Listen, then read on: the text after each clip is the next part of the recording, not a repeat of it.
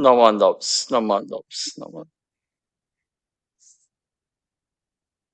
Once again, good evening, everyone, and thank you for joining us. This is the third session of our lecture series. I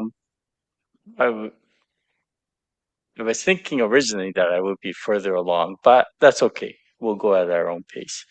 And so last week, we ended up talking more about what happened when the Buddha attained enlightenment, or Siddhartha then becomes the Buddha, and what happened right after his enlightenment, and how he spent 49 days meditating or contemplating on it. So then, actually, just as an aside, uh,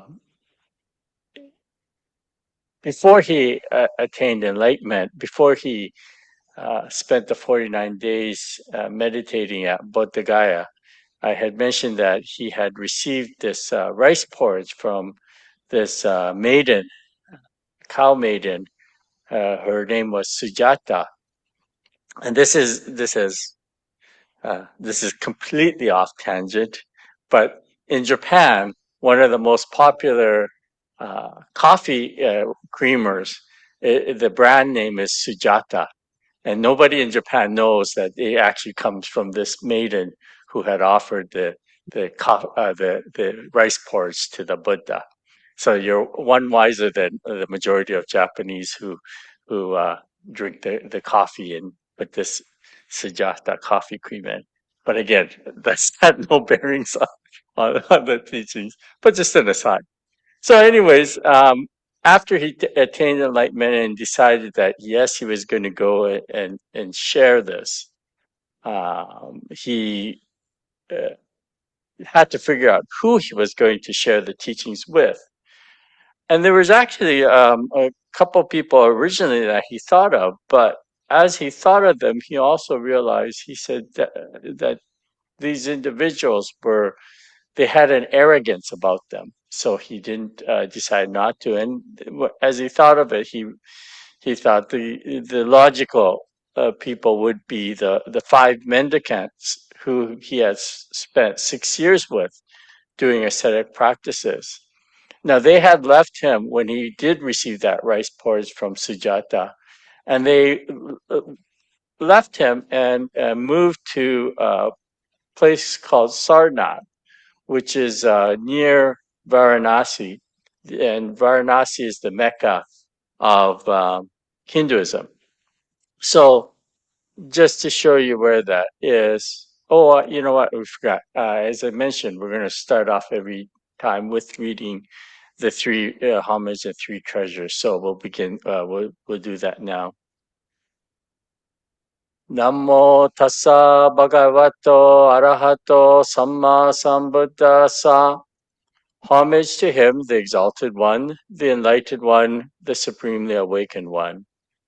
Dutiyampi Namo tassa bhagavato arahato samma sambuddhassa. For the second time, homage to him, the exalted one, the enlightened one, the supremely awakened one. Tatiyampi Namo tassa bhagavato arahato samma sambuddhassa. For the third time, homage to him, the exalted one, the enlightened one, the supremely awakened one. Tisarana, three treasures. Buddham saranam gacchami. I go to the Buddha for guidance. Dhamman saranam gacchami. I go to the Dharma for guidance. Sangham saranam gacchami. I go to the Sangha for guidance. Dutiyampi Buddham saranam gacchami. For the second time, I go to the Buddha for guidance. Dutiyampi Dhamman saranam gacchami. For the second time, I go to the Dharma for guidance. Dutiyampi Sangham saranam gacchami. For the second time, I go to the Sangha for guidance. Tatiyampi Buddham saranam gacchami. For the third time, I go to the Buddha for guidance. Tatiyampi Dhamman Saranam Gacchami. For the third time, I go to the Dharma for guidance. Tatiyampi Sangam Saranam Gacchami. For the third time, I go to the Sangha for guidance. Namandos, namandos. So as I said, the Buddha attained enlightenment at Bodh Gaya, which is on this map, is down here. And from there, he went to seek out the uh, mendicants who are now at a place called Sarnath, which is just very close to Varanasi, the Mecca of Hinduism. And you can see the Ganges River runs right through Varanasi. So he went there and he taught. His very first teaching is the what we call the sutta,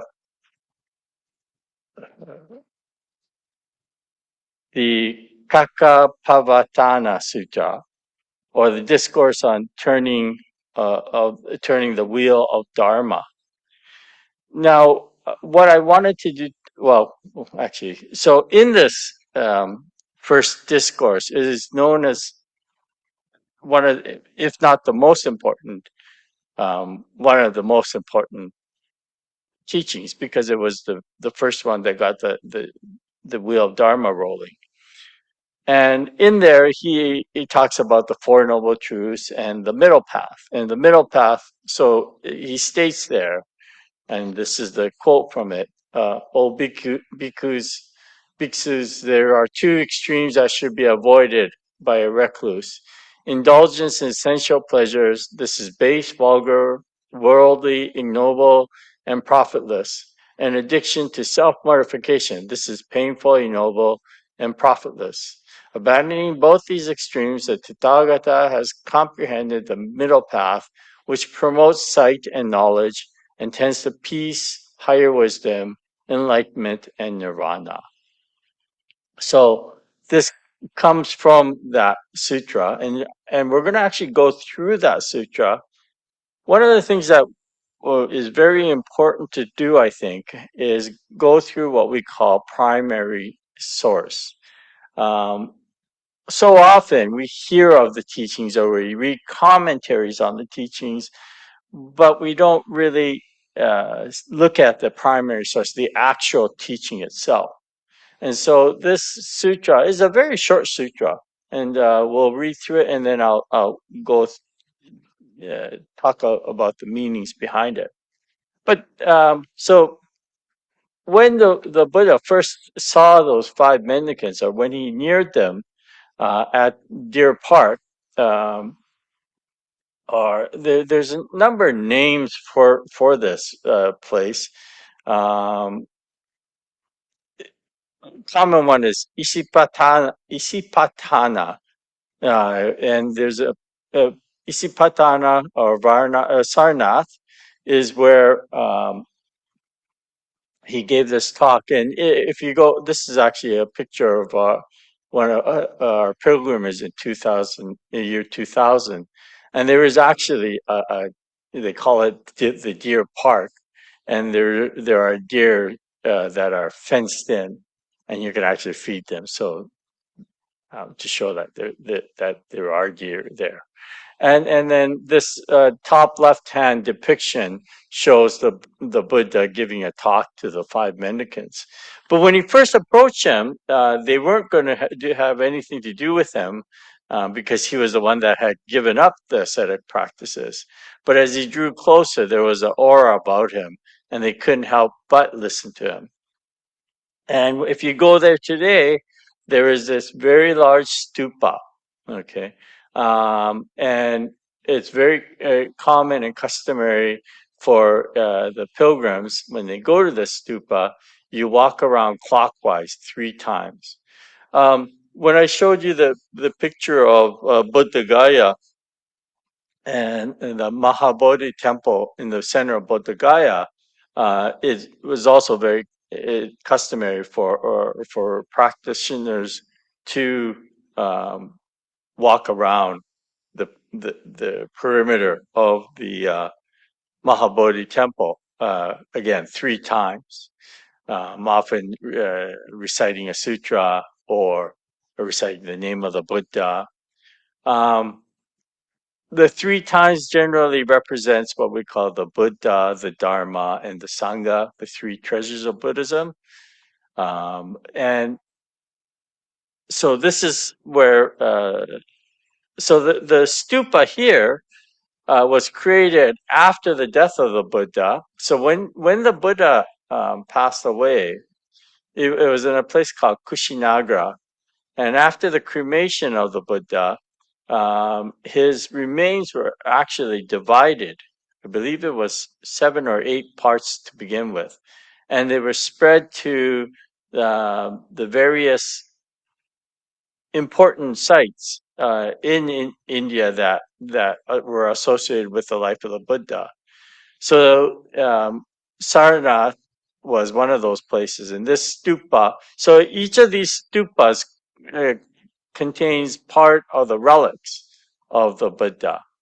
But from there, it was said that those relics were even divided further and further, and now you have many people who claim they've got relics of the Buddha. And sometimes you'll actually see tours. I've seen like some Chinese Buddhists have had tours of the relics of the Buddha. In our tradition, if you go to this in the States, the headquarters of the Buddhist Church of America, they actually have a small stupa on top of their headquarters, I believe it was, and in there is supposedly also part of the relics of the Buddha as well. But interesting enough, these stupas, what originated as stupas, over the many centuries, as Buddhism spread throughout Asia, they they started to change their form a little bit. Instead of actual relics of the Buddha, they became places that house the treasure of the temple, and that's often like the sutras themselves, and so they end up becoming the pagodas in East Asia. So where you see the pagodas were uh, uh, sort of modification of these stupas. Okay, so that's how pagodas, where pagodas originate from. Anyways, so the Buddha went to this Sarnath, and where he encountered the 5 mendicants, and he gave this talk.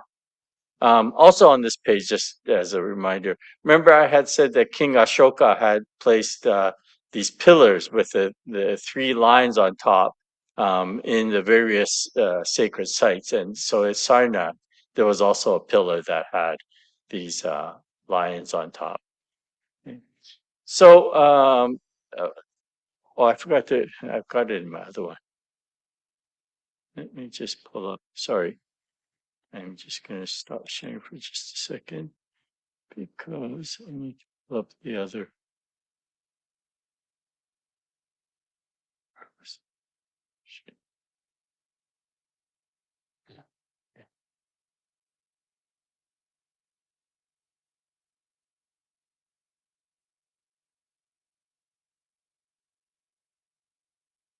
Okay, sorry. I'm going to just share with you now. This is was this is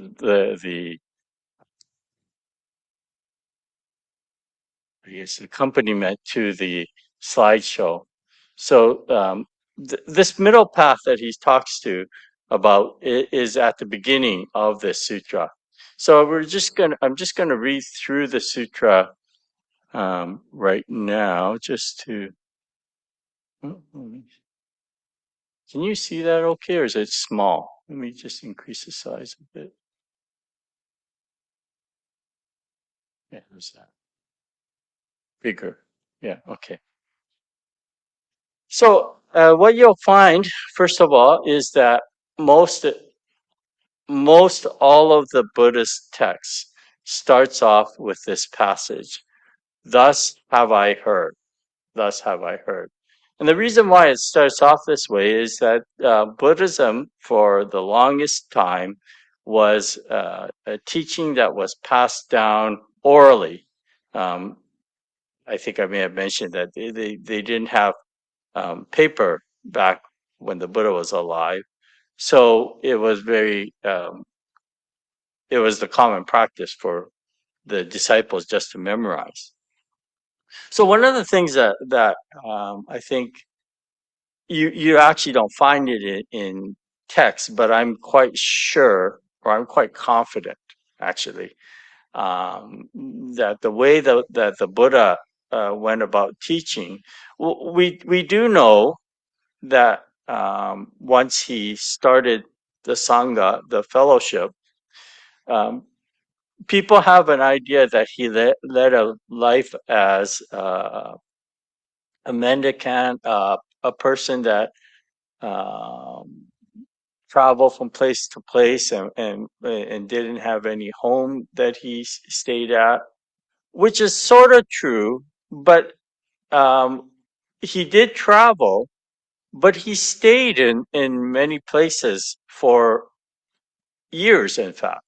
So it wasn't like he was homeless person that wandered constantly. In fact, there were monasteries that were built for he and his disciples. So he would travel and give talks at different places, and he might stay months or years in one place. Um, Sort of very much not unlike if you know the Dalai Lama of the Tibetan Buddhism, and right now they have their uh,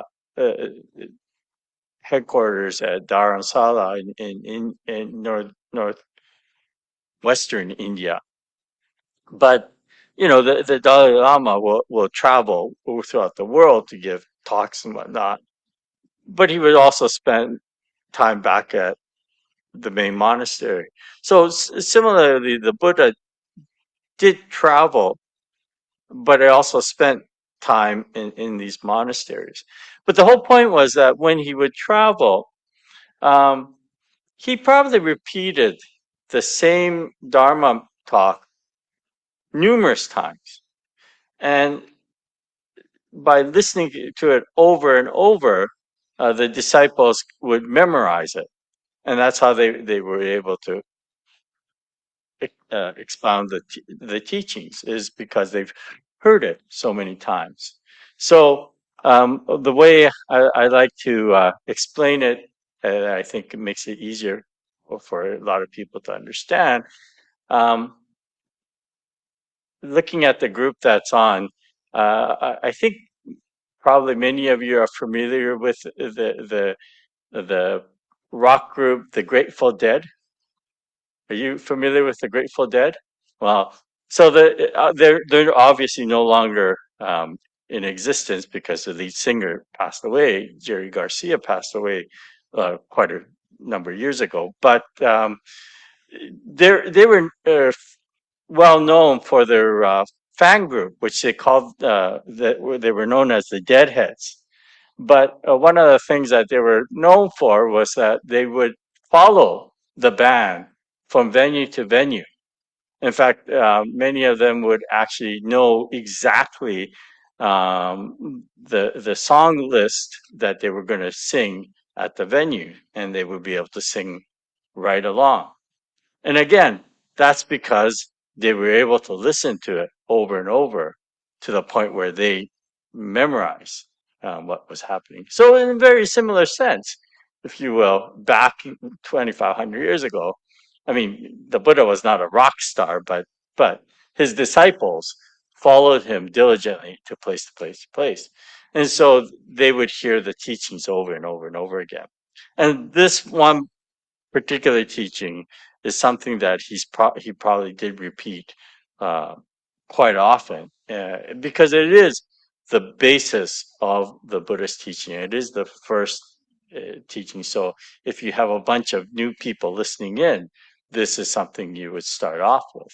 So, anyways, thus have I heard is because, as I mentioned, it was through oral transmission that the Buddhist teaching was passed down for centuries, and so it was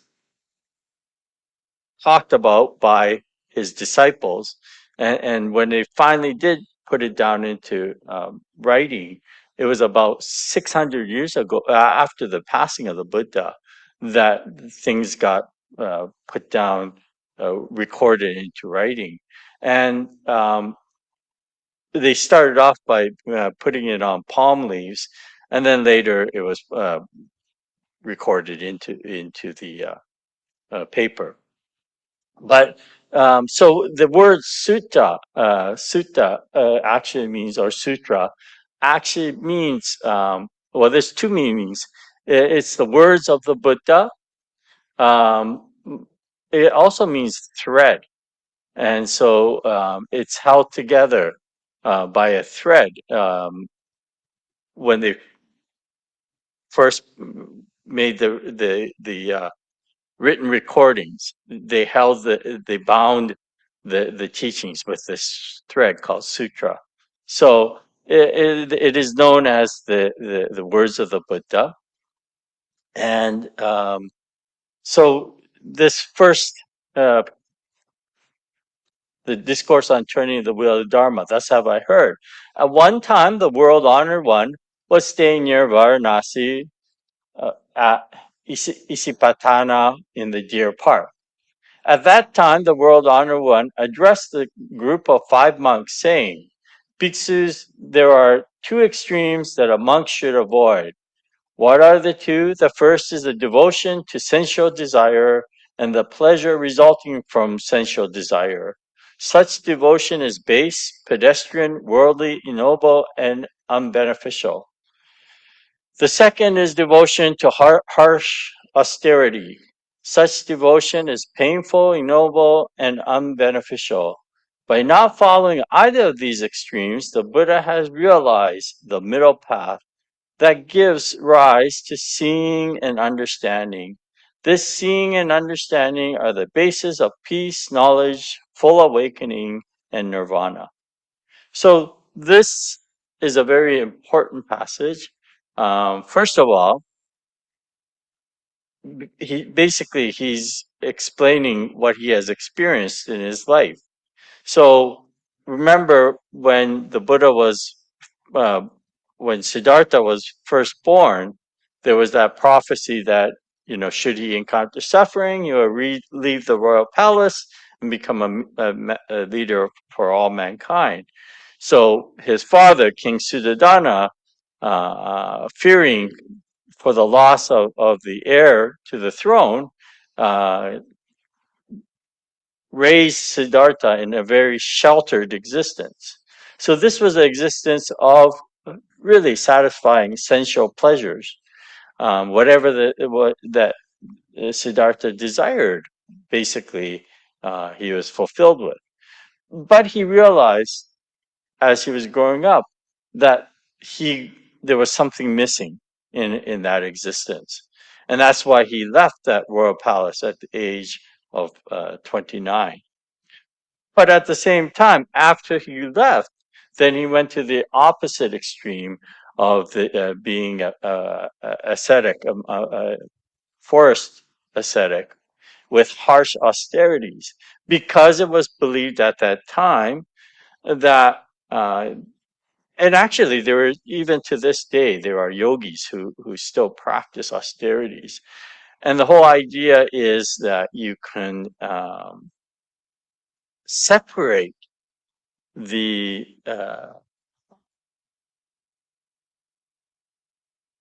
impurities of the physical body with the purities of the mind. But after doing it for 6 years, Siddhartha realized that the mind and the physical body are deeply uh, entwined, that you can't starve the body and expect to attain enlightenment. So what he realized was that there had to be a fine balance. You had to acknowledge the existence of our physical bodies and the needs of our physical body. We need to nourish the physical body. But at the same time, if that's all it becomes, then you also lose. You will not find the path to enlightenment. But it's only when we find that middle path that the path to enlightenment uh, opens up. So this was what he found. So after the 6 years of doing the ascetic practices, he actually took nourishment, regained his strength, and then sat under the Bodhi tree and meditated and ultimately attained enlightenment. And it was because he was able to go down this middle path. He avoided both extremes. So that's what this middle path is pointing to. So he goes on to explain this. He says, what is the middle path, bhikshus, that the Tathagata has realized that gives rise to seeing and understanding, when that seeing and understanding are the bases of peace, knowledge, full awakening, and nirvana? It is the noble eightfold path, consisting of right view, right thinking, right speech, right conduct, right livelihood, right diligence or effort, right meditation, and right concentration, or sometimes referred to as wisdom. This is the middle way, bhikshus, that the Tathagata has realized has realized that it gives rise to seeing and understanding, when that seeing and understanding are the basis of peace, knowledge, full awakening, and nirvana. Here, bhikshus, is the noble truth of suffering. So he starts off actually in this in this section. He actually gives the uh, end results, or yeah, because normally when we talk about the Four Noble Truths, we start off by talking about the truth of suffering.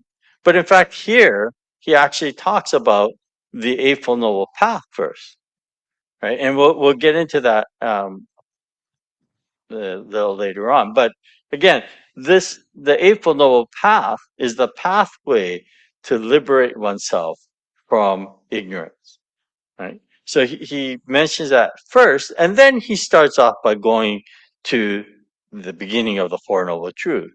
So he says, here, bhikshus, is the noble truth of suffering. Birth is suffering, old age is suffering, sickness is suffering, death is suffering. Sorrow, grief, mental anguish, and disturbance are suffering. To be with those you dislike is suffering. To be separated from those you love is suffering. Not having what you long for is suffering. In other words, to grasp the five aggregates, air, fire, earth, water, and ether, as though they constitute a self, is suffering. So this is what we know as the first of the Four Noble Truths, the truth of suffering. And this, so first of all, you know, when we talk about Siddhartha leaving the royal palace, and they talk about him encountering, going out the four gates and encountering various things, he encounters old age, sickness, and death.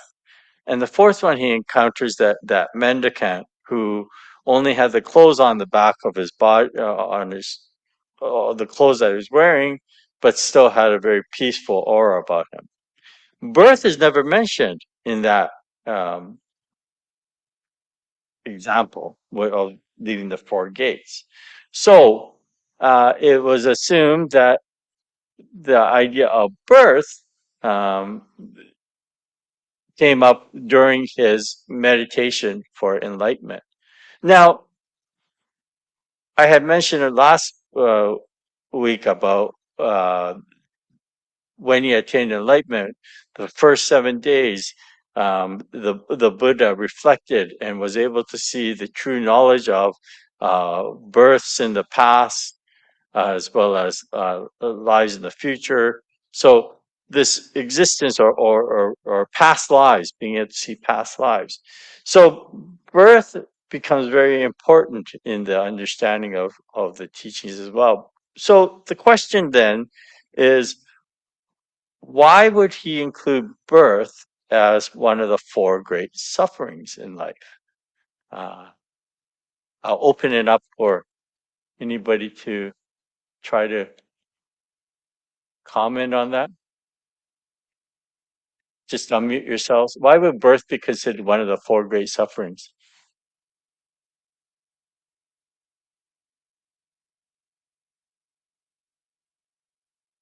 Michael, you can answer that for us. You have to unmute yourself.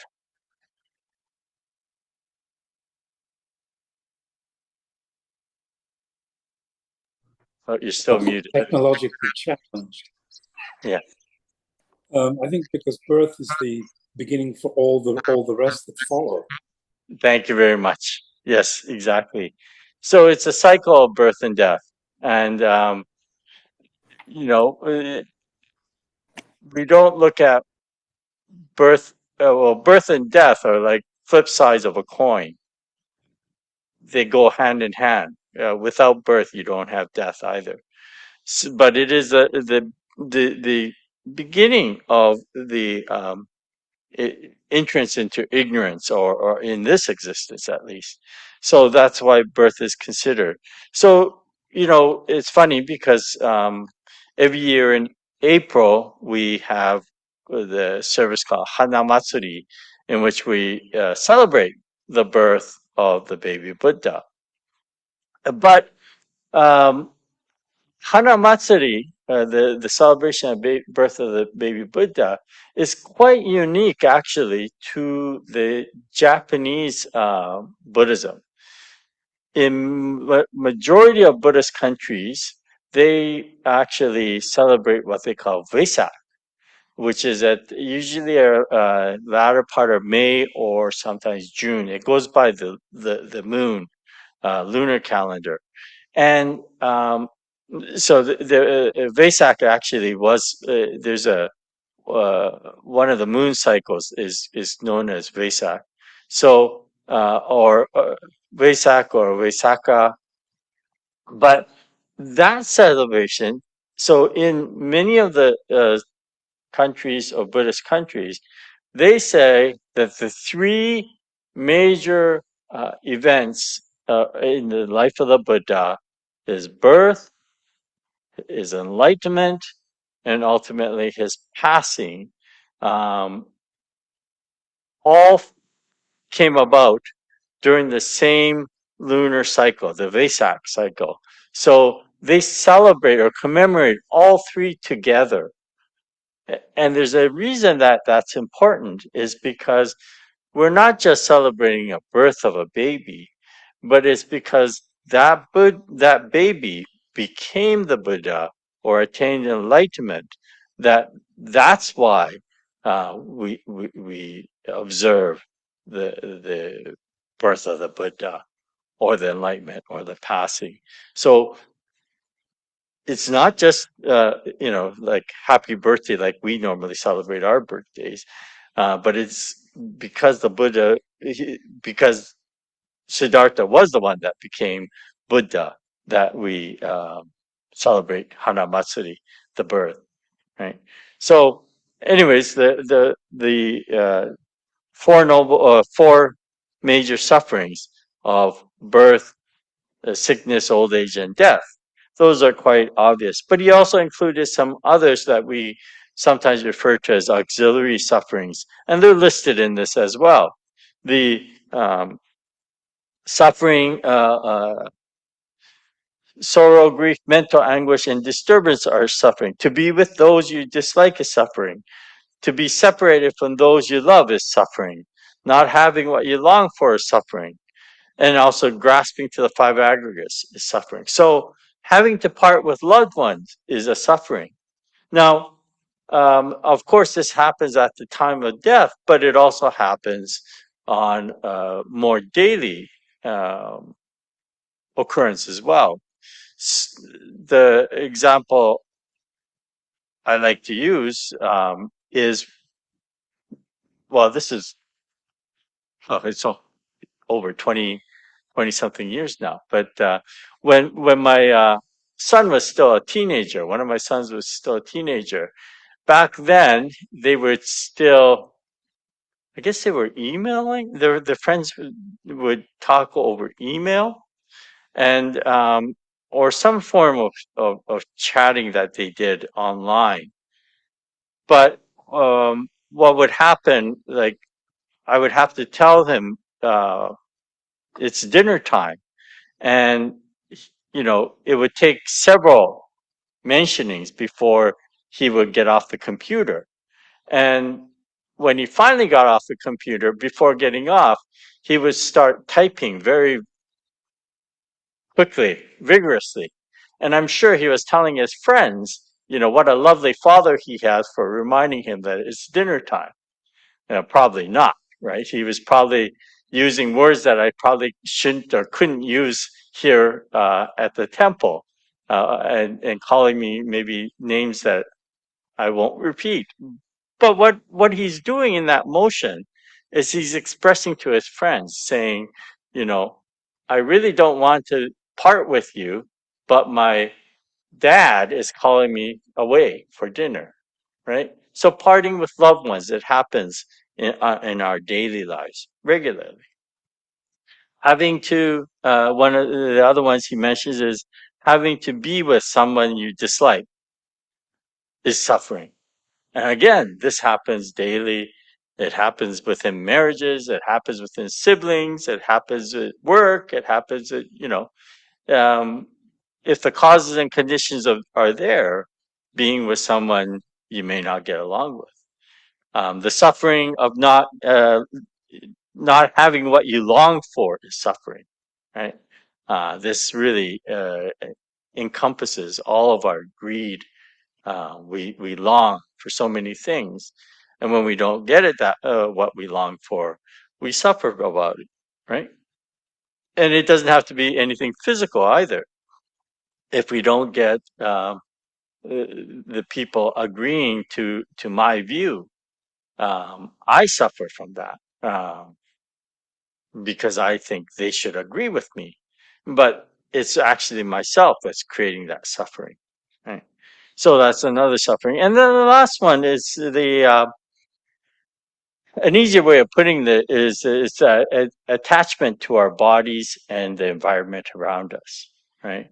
Um, Even though our life is full of change, we often don't like that change, especially as we get into the latter part of our lives.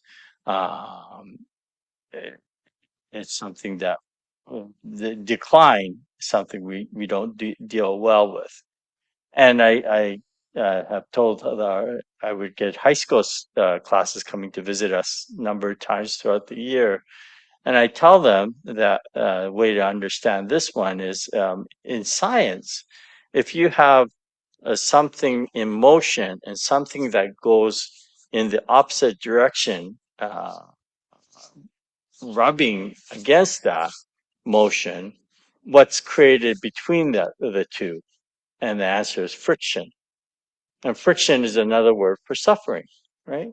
So if life is continually changing and moving on, and you're unable to accept that change, then you're going to suffer. So it's that attachment to our bodies and our physical environment around us. So the Buddha said this was the first of the what we call the noble truth, is the truth of suffering. But understanding this truth is only the first step.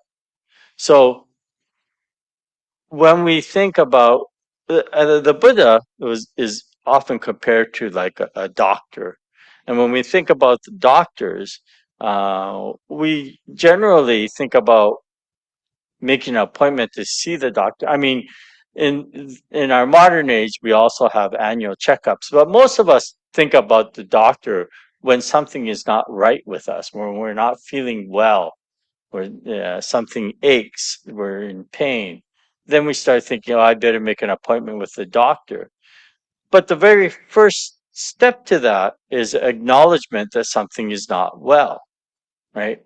Without that acknowledgement, you don't think about making a appointment with a doctor, not for that particular reason, at least. It's when we acknowledge it that we make that first step. So the first step in understanding is that things are not well, that there is suffering in life, that we will all encounter suffering in life. So that was the first thing that the Buddha mentioned, was this first of the Four Noble Truths. Then he says, here, bhikshus, is a noble truth of the cause of suffering. It is a desire to be born again, delight in being born again, attached to the pleasures found in this and that. There is the craving for sense pleasures, for becoming and for not becoming anymore. So, again, this goes back to that when he attained enlightenment, he realized what we call the 12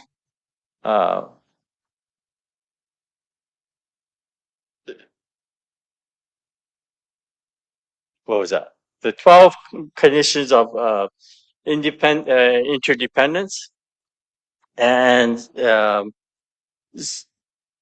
this whole idea of craving, uh, desire to be born, this from blind ignorance, we get this desire to be born in the cycle of the 12 steps of interdependence, the birth and death. And he says, the cause of this is basically our ignorance. In modern times, we have sort of created or teachings. We adjusted the teachings, if you will, to make it more understandable to people. And the three, we call them the three poisons, and that's greed, anger, and laziness or ignorance. Greed, anger, and ignorance is usually how it's used. And of course, I'm sure many of you have taken Ken Tanaka, Dr. Ken Tanaka's course, and he often uses the phraseology instead of greed, anger, and ignorance, he'll use stupidity in place of ignorance. And when you use stupidity, then you can use create the acronym of GAS for greed, anger, and stupidity. And he said that, when we create gas, we create suffering for ourselves and also for those around us. So the idea was not to create gas, or to be mindful that we are creating gas, but being mindful of that fact, and living up to it, or being responsible to it, right? So anyways, but this is the cause of our suffering. If it bases down to ignorance, is what it is, right? And then he says,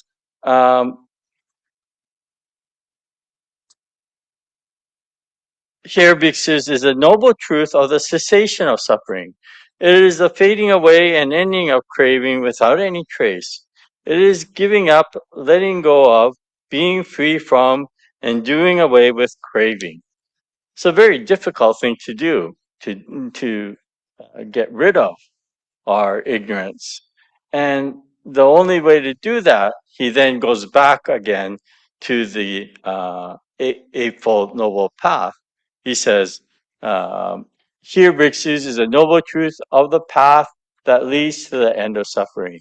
It is the Eightfold Noble Path of right view, right thought, right speech, right action, right livelihood, right effort, right meditation, and right concentration.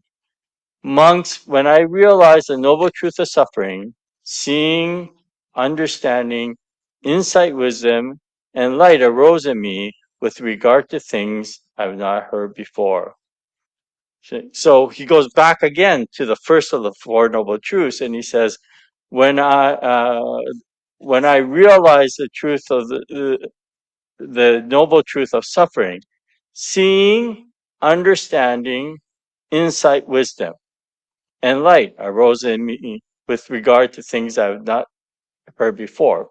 So this passage, when you look at it, the Buddha is actually processing the first of the Four Noble Truths. So he says, seeing, so that's more of a physical aspect, actually seeing suffering physically. But then he says, understanding. So when we see the suffering, we process it internally and we understand. And when we do that, then we come to the insight wisdom, he calls it, or insight and wisdom. And then from that, light appears. So he says, when we begin to process it, not just seeing it, but actually processing it within ourselves, then we can go to a higher level. And so then the next one, he says, when I realize the noble truth of suffering has been understood, seeing, understanding, insight, wisdom, and light arose in me regarding the things I have not heard before. And, oh, you said, did I repeat the same thing?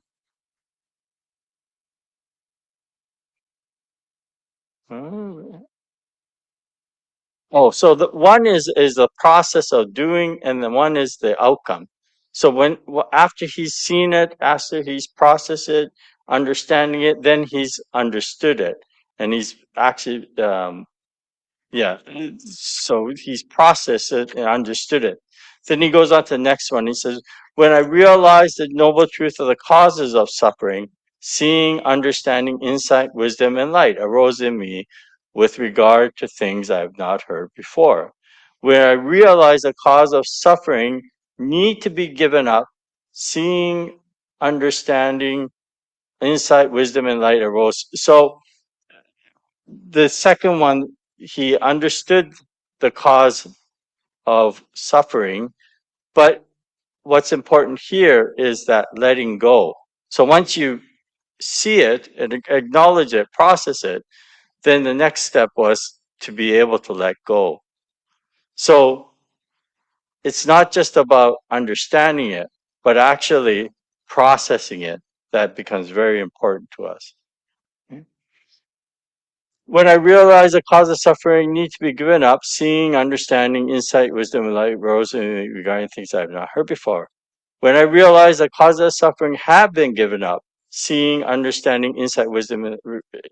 So again, after he's understood that he has to give it up, then he goes to the process of giving it up. Then when he has given it up, then he has sort of completed the path. So it's three folds, every one. To acknowledge it or understand it first, going through the process of processing it, and then finding the outcome from that. So the seeing and understanding of the first noble truth by processing it leads to the second noble truth, and then processing of that, letting go, he's come to the third of the noble truth.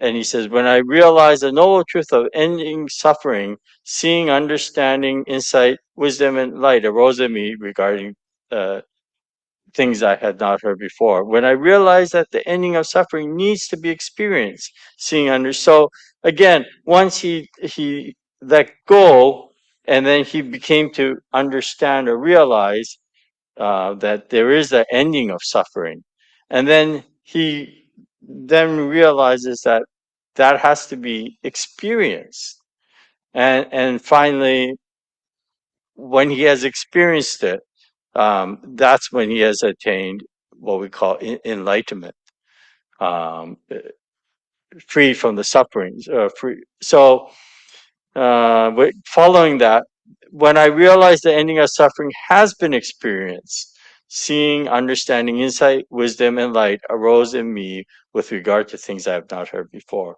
So it's again, each one of these noble truths leads deeper to the next one, to the point where he finally realizes the awakening or enlightenment.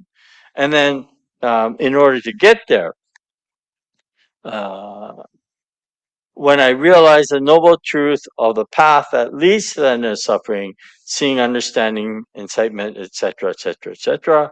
And then when I realize the path that leads to the end of suffering needs to be practiced. Okay, so again, not only is it important to understand that there is a path, but it's important to practice that path. So that's what he's emphasizing when it comes to the path of enlightenment. And then he says, finally, when I realize that the path, when I realize that the path that leads to the end of suffering has been practiced, seeing, understanding, insight, wisdom, and light arose in me with regard to things I have not heard before. So again, he realizes that there is a path. Then he realizes he has to act, or one has to practice the path. And when one realizes they have practiced the path, then um, an insight comes about, or nirvana comes about. So these Four Noble Truths, you could see it as a sort of a deepening um, awakening that happens, that ultimately leads Siddhartha to enlightenment. And he's telling this to his disciples, that this is a process that you must do. So when we think about this, when we listen to the Buddha Dharma, hearing alone is not enough. We need to practice what we hear. We need to listen and then go deeper as we follow the practice. And whether that's following the Eightfold Noble Path, or whether it's reciting the Nembutsu, or listening to the teachings of, in our case, Amida Buddha, all of these things, we have to do it for our own self. There is a Japanese phrase that says, literally, if you translate it, it's reciting the Buddha's name to a horse's ear. And what this idiom is talking about is the futility of when something is futile. They'll often say it's like reciting the name of the Buddha or the Nembutsu to the horse's ear, right? To the horse's ear, you can recite the Nembutsu, but it has no meaning. Similarly, when we think about the teachings, we need to actually live the teachings for it to have meaning in our lives. So that's, the crux of what this Four Noble Truths is all about, is that here is the truth. You have to acknowledge it, listen, realize that it exists, and then follow up on that. And when we do so, we get to the deeper understanding of it.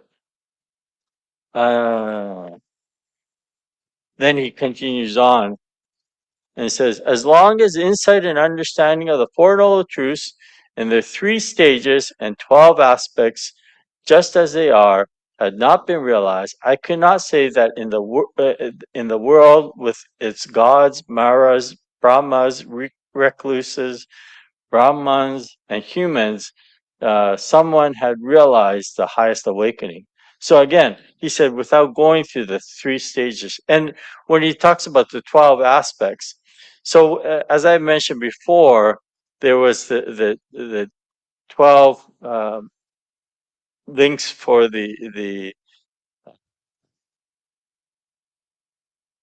dependent origination, and how when ignorance is the base of it, we go in the cycle of life and death. But there are actually 12 aspects of enlightenment that counter those 12 of ignorance. And I'll get into that maybe next time a little bit more. But I'll just continue on with this for this time being. Monks, as soon as insight and understanding of the Four Noble Truths in their 3 stages and 12 aspects, just as they are, had been realized, I could say that in the world with the gods, Maras, Brahmas, recluses, Brahmins, and humans, someone had realized the highest awakening. That understanding and seeing have arisen. That the liberation of my mind is unshakable, that this is my last birth, that there is no more becoming. Okay? So again, he realized, or he came to the true awakening, and he realized that he will now no longer go through the cycle of samsara, because he's basically transcended that. Although it says that he still has what we call residual karma. Because he has a physical body, he still has some karma associated with that, or defilements associated with that. But anyways, so he tells them that this is awakening he's had. When the world honored one had spoken, the 5 monks rejoiced in their hearts. Upon hearing the Four Noble Truths, the pure eye that sees the meaning of the teachings without attachment arose in the monk Kondana. He realized that everything that is of the nature to arise is of the nature to cease. When the Dharma wheel had thus been turned by the world-honored one, the earth gods proclaimed, near Varanasi at Isipatana in the Deer Park, the highest wheel of the Dharma has been set in motion. It cannot be turned back by recluses, Brahmins, gods, Maras, Brahmas, or anyone in any world. When the 4 kings heard of the earth gods' proclamation, they proclaimed, near Varanasi at Isipatana in the Deer Park, the highest wheel of the Dharma has been set in motion. It cannot be turned back by recluses, Brahmins, gods, Maras, Brahmas, or anyone in any world.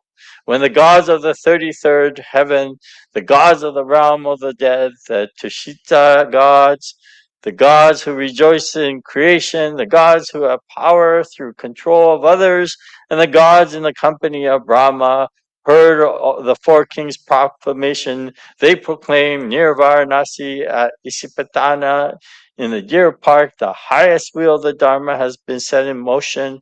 It cannot be turned back by recluses, Brahmins, gods, Maras, Brahmas, or anyone in any world.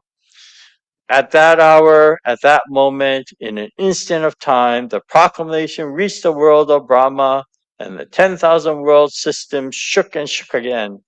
An immeasurable splendor was seen throughout the world, surpassing the splendor of all the gods. Inspired, the world honored one spoke. Indeed, Kondana has understood. Indeed, Kondana has understood. Thus, Kondana received the name Kondana who understands.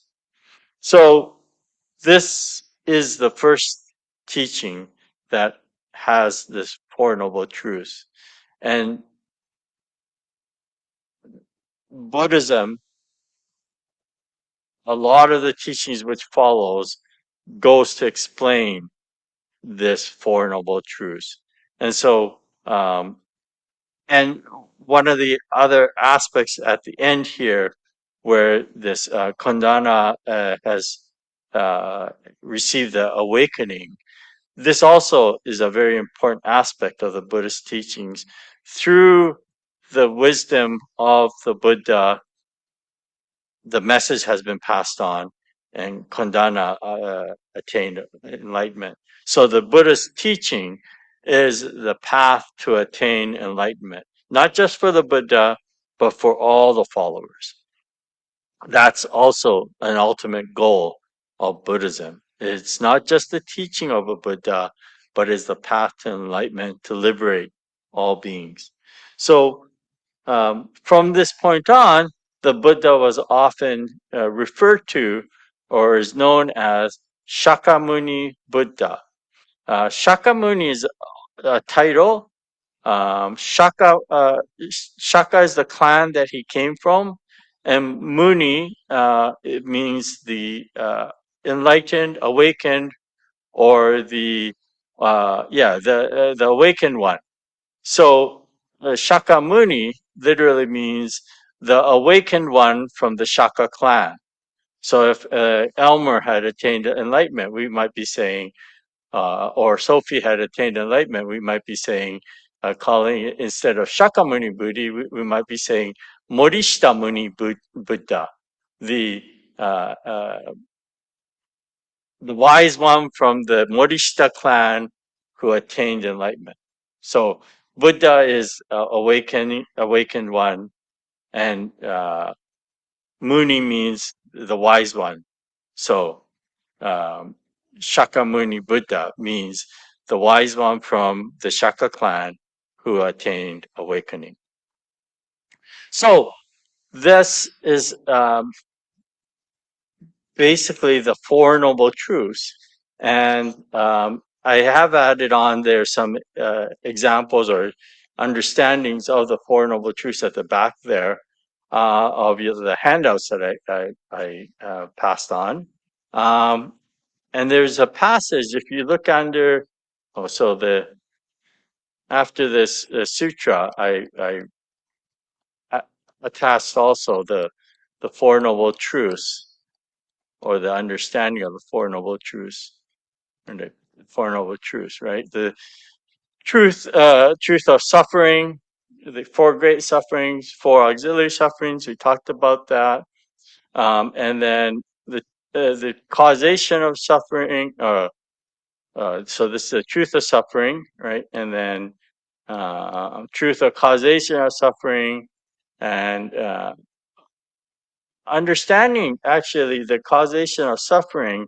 One way to help understand it is by understanding what we call the three Dharma seals. First of all, that all things are impermanent. All phenomenal change, or all phenomenal things are constantly in change. Nothing is static or remains the same. So the second is non-self. There's no such thing as an independent self. It's only when we have the illusion of a self that is apart from all other beings that we don't see true reality. The true reality is there's no independent self that is not connected with anything else. And as if you wanted to understand that, one way of doing so is trying to introduce yourself without referring to any other beings. In other words, I describe myself as a minister of the Stisa Buddhist temple. So there's an association with the temple. I am married to my wife, Noriko. So again, there's an association with somebody. I'm the father of my four kids, etc., etc. There's no way I can explain who I am without associating with somebody else or some other thing. And therefore, it means that we don't have an independent self that is not connected with all other things. So, anyways, yeah, I'll end it here today, and then I'll continue on next week from here on. Are there any questions? Again, I spoke a lot. We'll probably go and talk a little bit more about the path itself, and we'll go on from there, carry on from there. Any comments, questions?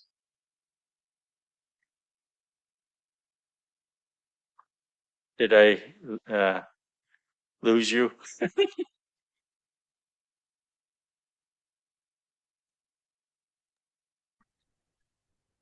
Any questions?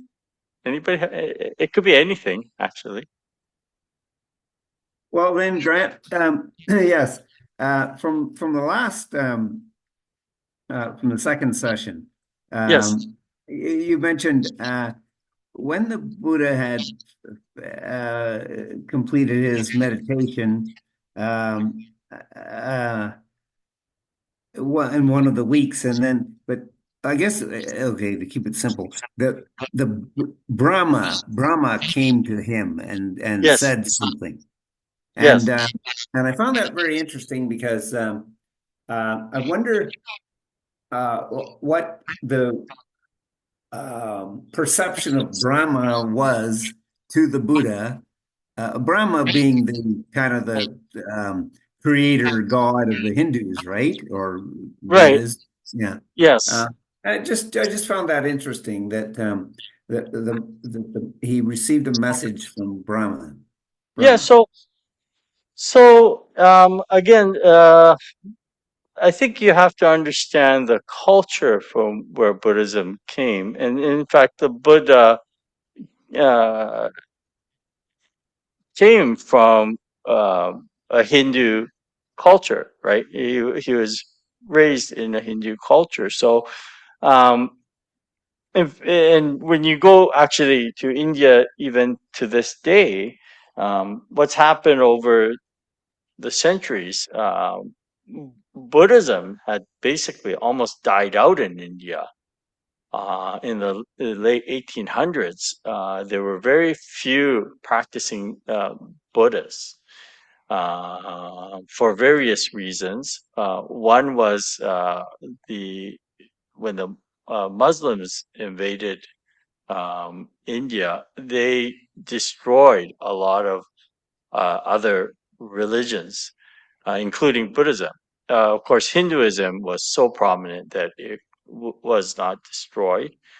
And in India, Buddha is viewed as also one of the Hindu gods.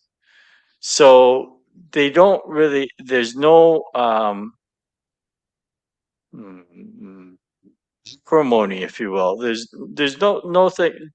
Look, there's no thought of the Buddha is something completely different from Hinduism. And if you go to all these various Buddhist sites, the reality is most of them are being run by Hindus. So when you go to these sites, you'll find these the caretaker or the person who's custodian who's looking after these sites are mainly Hindu, and so they'll have um, in their little huts, they'll also have many different deities posted in there, Hindu deities as well. And so, and I think this is something that is quite common in Asia overall, is that it's a pluralistic uh, theology where it's not just one God or one belief. It's not monotheistic at all. And we see this in Japan as well. In fact, um, if you go to Japan and you go to the temples, you'll find that many of the temples will have uh, the Buddhist figures, the deities, but they'll also have a Hindu name associated with them because they also are seen as Hindu gods as well. So this idea of both being, um, recognized it was something that was quite acceptable, if you will. So having the Brahman beseech the Buddha for the well-being of all mankind is totally within reason.